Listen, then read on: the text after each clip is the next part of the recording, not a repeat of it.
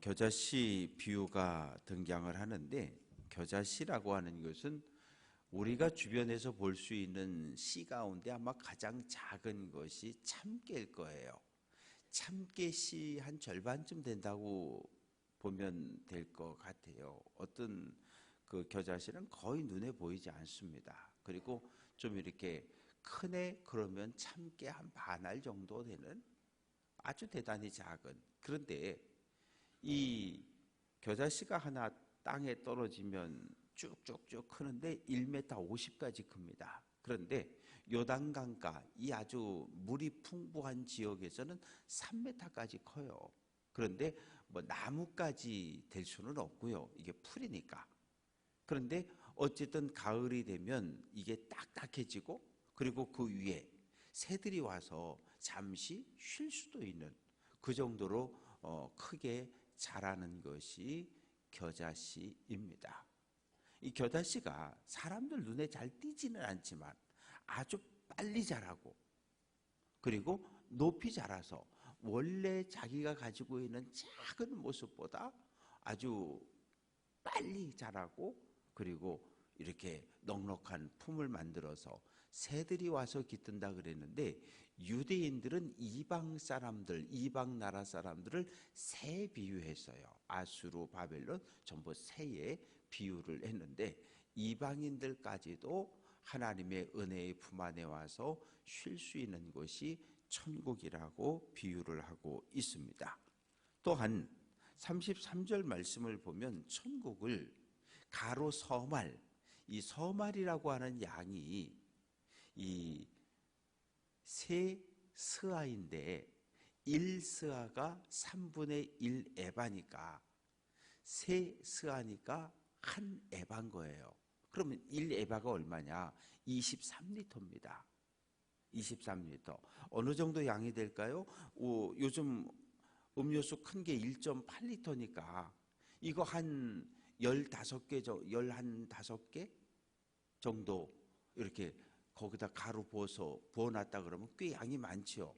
그런데 세 스아가, 세 말이 그 9명에서 10명 되는 가족들이 먹을 하루 양식, 빵을 만드는 양이에요.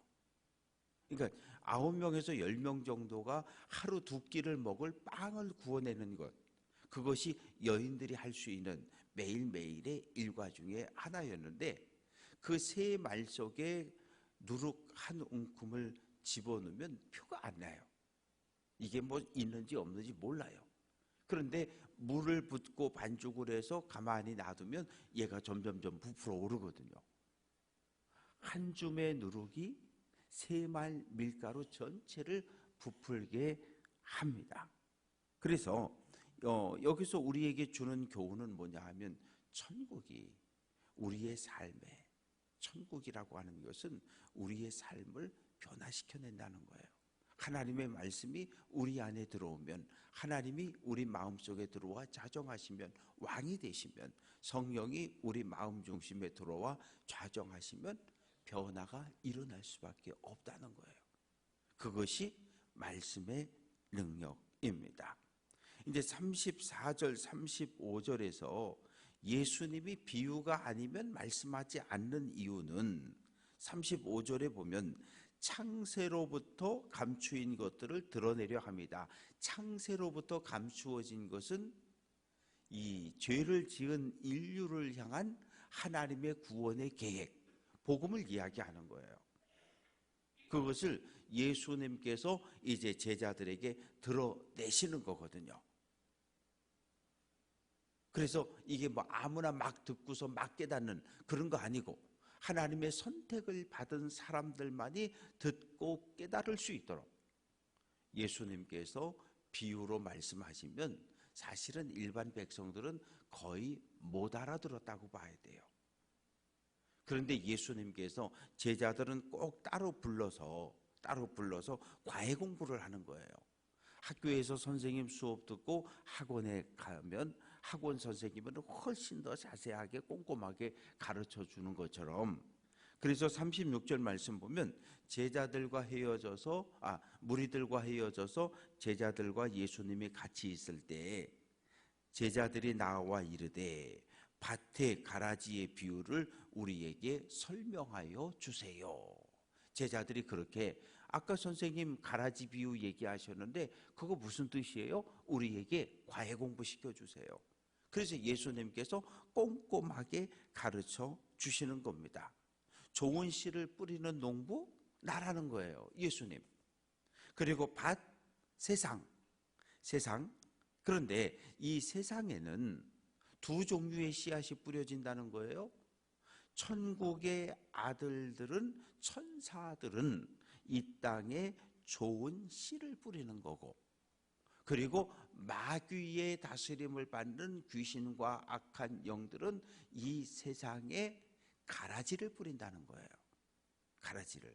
이 세상을 축소해 보면 가정이 되고 교회가 되잖아요. 그러면 목회자는 하나님의 말씀의 씨를 뿌리지만 사단들은 뭘 뿌린다고요? 가라지를 뿌리고 있다고요. 그러니까 교회 안에서 목회자는 진리의 말씀을, 하나님의 말씀을 선포하지만 이 마귀가 우리들이 알지 못하는 사이에 알지 못하는 방법으로 성도들의 마음속에 가라지를 뿌렸는데 가장 대표적인 게 가롯 유다예요. 마귀가 가롯 유다의 마음에 예수를 팔 생각을 집어넣었다. 한 번만 뿌렸겠어요? 야, 가롯 유다, 예수 끝났어. 곧 죽을 거야. 너 예수 따라가면 죽어. 그러지 말고 배신 때려. 은 30개 받을 수 있어. 이 생각을 계속 가룟 유다의 마음에 누가? 마귀가 씨를 뿌린 거거든요. 그런데 그만 가룟 유다가 이 마음밭 관리를 잘 못했어요. 그래서 마귀가 뿌린 씨 가라지를 그냥 그 마음밭에 다 받아들였더니 어떻게 돼요? 결국은 예수를 부인하고 배신하는 그런 제자로 전락하고 말았습니다. 그리고 추수 때라고 하는 것은 세상 마지막 하나님의 심판의 때를 이야기하고, 추수하는 사람들은 천사들. 천사들이 와서 교회 공동체 안에 나 믿음이 있어요, 나 믿음이 있어요 하고 주장하는 사람들 가운데 가라지는 먼저 쓱쓱 잘라서 묶어서 불에다가 집어 던져 버린다는 거예요.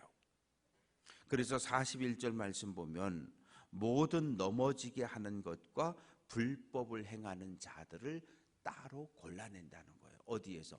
교회 공동체 안에서.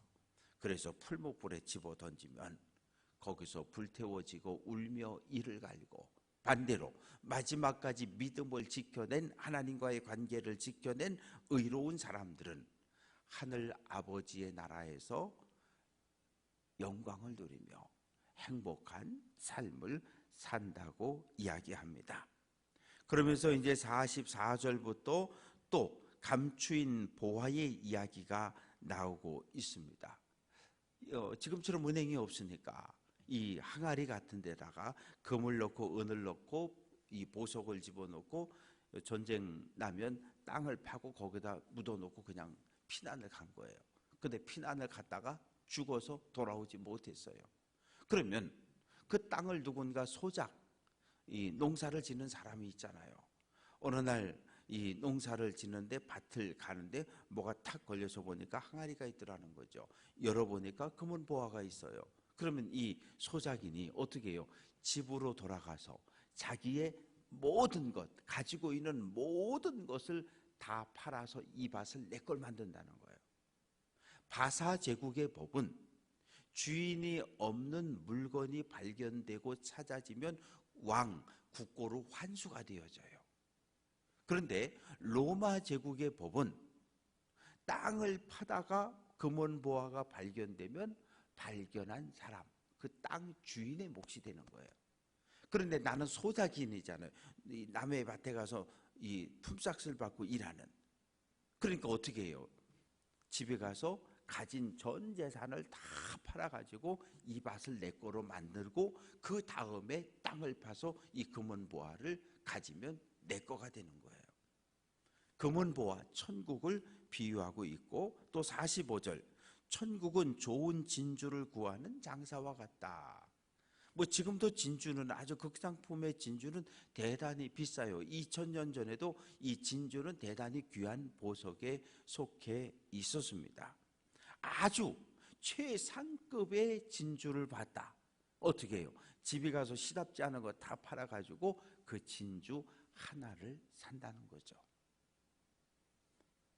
금은 보화든 진주든 천국이라고 하는 것은 내 모든 것을 다 희생하고 헌신해야 얻을 수 있는 대단히 가치 있는 것, 그것이 천국이고 하나님 나라라고 이야기합니다.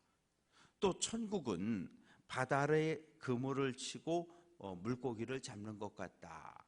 옛날 그 갈릴리 바다에서 고기 잡는 방법은 배 두 척을 바다에 띄워놓고 배와 배 사이에 그물을 이렇게 연결을 하는 거예요. 그리고 이 그물을 갈릴리 바다 밑으로 내려놓고, 그리고 배 두 개가 나란히 가다가 어느 순간에 그물을 들어 올리는 거죠. 그러면 그물에 큰 고기, 작은 고기, 온갖 고기들이 거기에 다 잡히는 거예요. 그러면 이 뭐 잡힌 고기를 다 먹습니까? 아니, 그럴 수가 없어요. 왜냐하면 48절 보면 그물을 밖으로 끌어내서 그릇을 놓고 앉아서 좋은 것과 못된 것, 좋은 것은 그릇에 담고 못된 것은 버린다. 그럼 좋은 건 무엇입니까? 율법이 정한 정결한 고기, 유대인들이 먹을 수 있는 고기는, 물고기는 좋은 것. 비늘이 있어야 되고요, 지느러미가 있어야 돼요. 지느러미가 없고, 그리고 이 비늘이 없는 것, 요즘 딱 생각해 보면 장어 같은 건 그건 부정한 거예요. 그러니까 그런 게 잡혔으면 그건 다 버려야 돼. 미꾸라지 잡혔으면 버려야 돼. 붕어, 잉어 이런 거는 지느러미도 있고 비늘도 있으니까 정결한 물고기니까 그릇에 담는 거예요.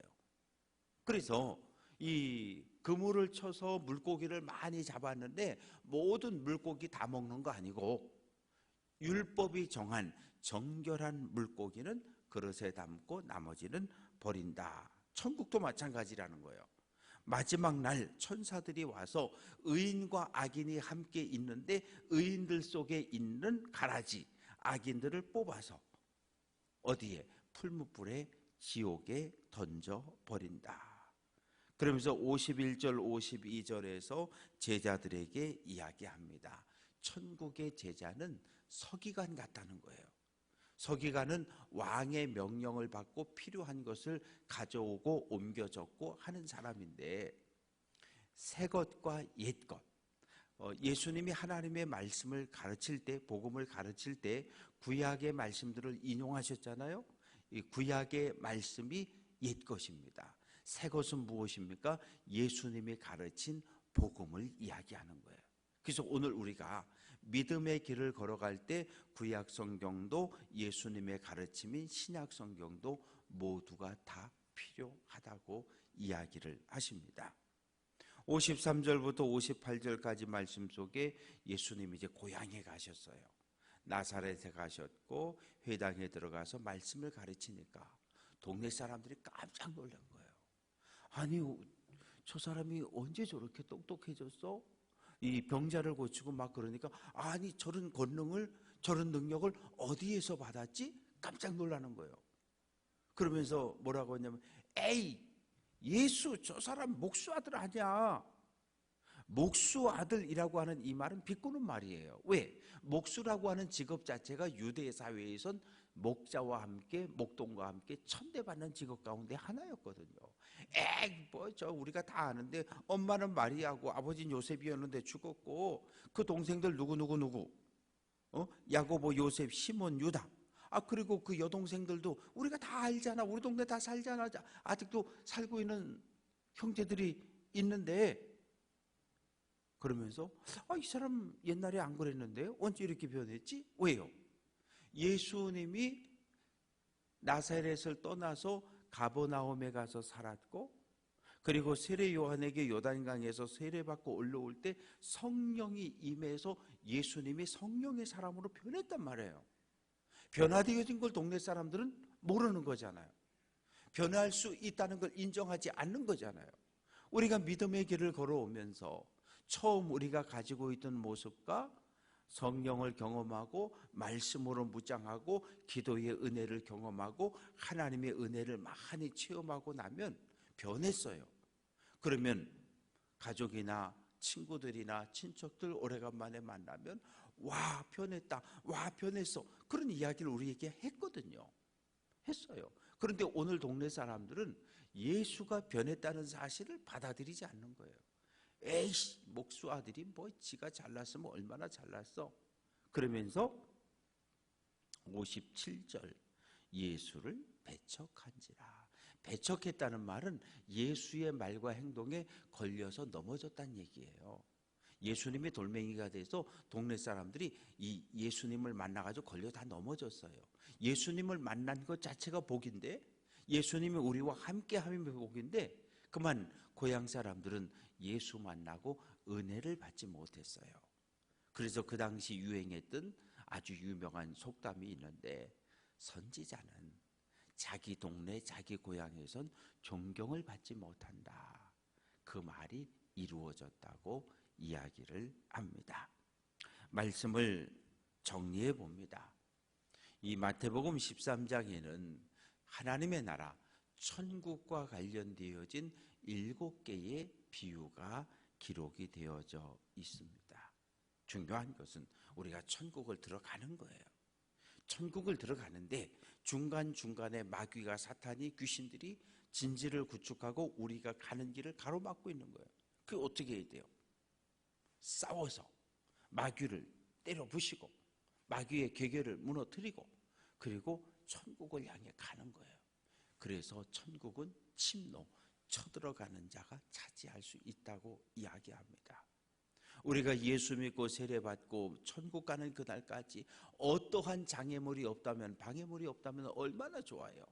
그러나 우리는 하나님 나라 들어가는 그날까지 계속해서 마귀와 사탄과 마주하게 되고 가로막고 있어 싸워야 돼요.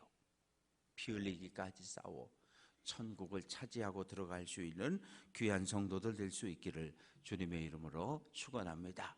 그리고 천국에 들어가는 것은 내가 가진 전 모든 것을 다 걸어서 천국을 차지할 만큼 천국은 가치가 있고 소중한 것임을 깨닫고 오늘도 믿음의 길을 잘 달려낼 수 있는 귀한 성도들 될 수 있기를 주님의 이름으로 축원합니다.